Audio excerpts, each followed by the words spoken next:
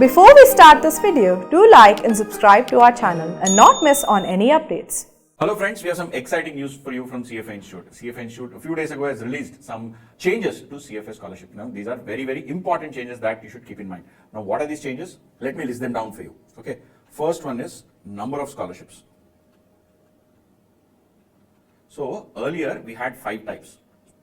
One was access, then student, then professor, then you have regulator, then women. Now, out of these, regulator and women are no longer there. At least that is what their web pages shows. Only these 3 are now there. These 3 are now there. These 2, regulator scholarship and women's scholarship, are no longer available. This is the first change. Number of scholarships, or rather number of types of scholarship. Let me reword it. Types of scholarship. Okay. Second change that they have made is change in scholarship amount. Okay, they have reduced it by $100 in case of access. Okay, they have reduced it by $100. The scholarship is reduced by $100, so meaning you have to pay $100 more. So earlier, if you had got an access scholarship, you would pay $300. Now instead of $300, you have to pay $400. This is the second change.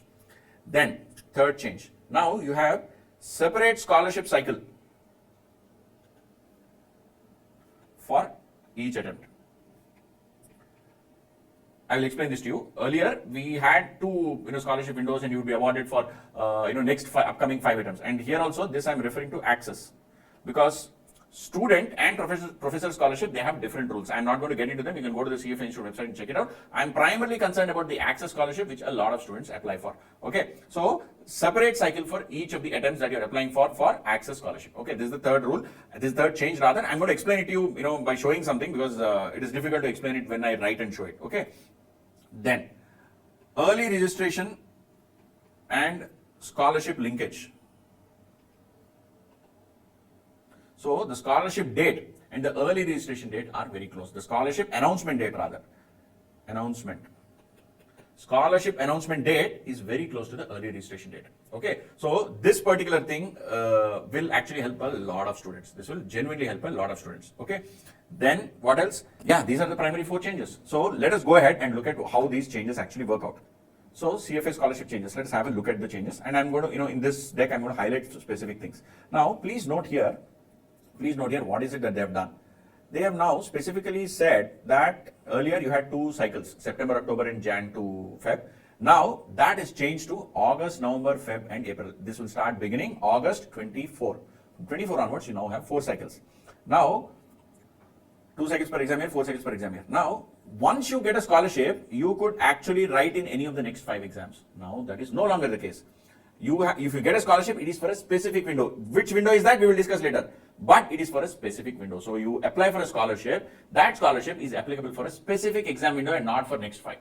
Okay, so that's a significant fundamental change. Please note, you now have 4 cycles, 4 scholarship cycles every year, and each scholarship is for a very specific attempt. What is that attempt? We will see. And then of course, I also told you, post scholarship, if you were applying for level 1, then you would, your registration fee would be exempt, and enrollment fee for exam would be reduced to $300. Now it is reduced to $400. So if you get access scholarship, we're all talking about access. $400 plus GST is what you have to pay if you get scholarship. That is the bottom line. Okay. Next, now let us look at this. If you're writing in May 25, okay, you can apply for scholarship any day beginning 8th August 24. And the scholarship window closes on 26th August 24. So you have a 18-day window, 18 days. Here it is probably 19 days, and here it is probably 17 plus 3, 20 days. So broadly, 18 to 20 days window for scholarship.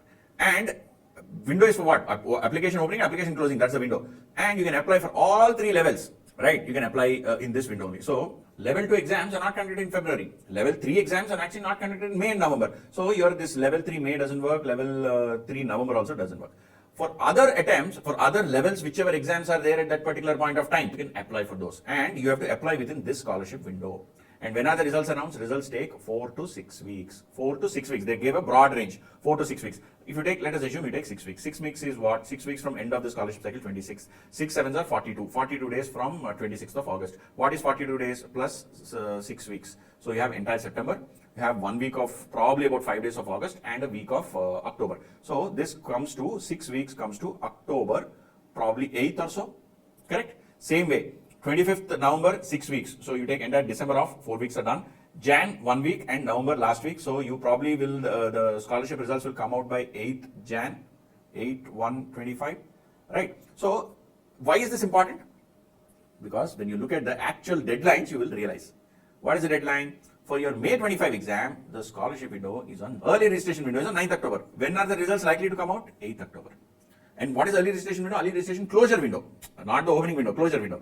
And when is it for August 25, right? After May 25, August 25 is 23rd Jan, tentatively, right? And here we are saying for August 25, the window, the results may most likely will come out by 8th of Jan. So what is happening here? Your results for scholarship are coming out before your early registration window closures. So, and they've also made a statement, if at all they don't come, you don't apply for a scholarship, you apply for a scholarship, you don't get the scholarship, and the results are declared after the closure of early registration window closure, then they will allow you to register at the same early registration prices. That is very specific. This is the same rule that was there earlier also. They are continuing the same rule.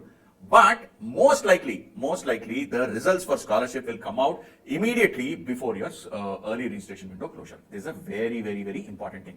Please note, there is no jamela of thinking whether I will get, not get, if I don't get, what should I do? All that is gone. And I would definitely not recommend anyone to go for standard registration.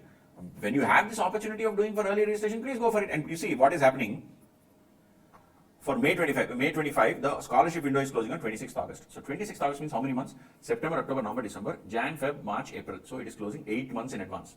Early registration is closing on May 25 is closing on 9th October. So October, November, December, Jan, Feb, March, April. So it is closing 7 months before. So you have a 9-month gap for scholarship window, 7-month gap for early registration window, and a 3 to 4 month gap for a standard registration window. So that thing, they have now introduced this scholarship window as a 9-month gap. If you honestly ask me, it's a very welcome change. They should have done this long ago. Unnecessary confusion about 5 attempts, all of that is waste of time and energy. This is very straight, very clear, very easily understandable. And they've also mentioned very clearly in their website that the consideration for award of this scholarship is financial need. Okay, so what are the essays and all, we don't know yet. Only once they open the scholarship application form, we will know. So as of now, they have very clearly specified that your financial need or financial requirement is the criteria for Access Scholarship. Now, then, what are the other two scholarships? First, I spoke to you about Access. Access, old was 300. If you get the scholarship, you have to pay 300 as fee plus GST. Now it is 400 plus GST. There are two other scholarships, student and professor. As per these, earlier you had to pay only $400. Now you are having to pay $600. I'm not going to go into too much detail because both of them have different cycles. So these are the changes. Now, so how does it compare to the previous one? Earlier you had this, Access Scholarship, Student Scholarship, Women's Scholarship, Professor, Regulator, all of those are gone. Now you only have 3, Access, Student and Professor.